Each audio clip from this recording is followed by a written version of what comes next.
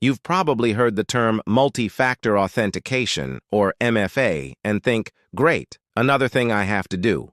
But stick with me here because in the long run, it will save you a lot of headaches and stress.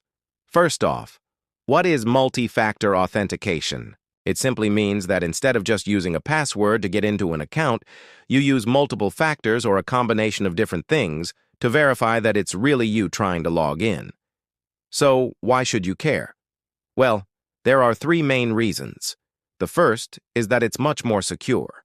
A password alone can be cracked or compromised in many ways. But if you add other factors, such as a fingerprint or a one-time code, it becomes much harder for hackers to break through and gain access to your accounts.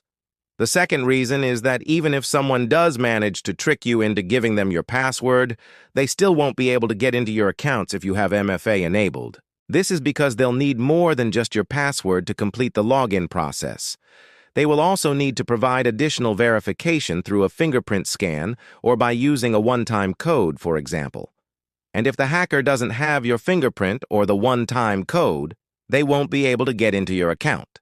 The third reason is that it's not just about passwords. Many companies today are moving away from passwords altogether and instead are relying on things like biometrics, facial recognition, and other technologies to verify a user's identity. This means that even if a hacker does manage to steal your password, it won't do them much good because they won't be able to fool these other security measures. So now that we've established why multi-factor authentication is important, let's talk about how to set it up. Most major companies like Google, Facebook, and Microsoft make it relatively easy to enable MFA on your account. You can usually do it through the security settings, and it doesn't take much technical knowledge or expertise to set it up. So I strongly recommend that you take the time to do this, because the added security will be well worth it. In the end, it's just a few extra steps to help keep your account safe and your data secure. And isn't that worth it?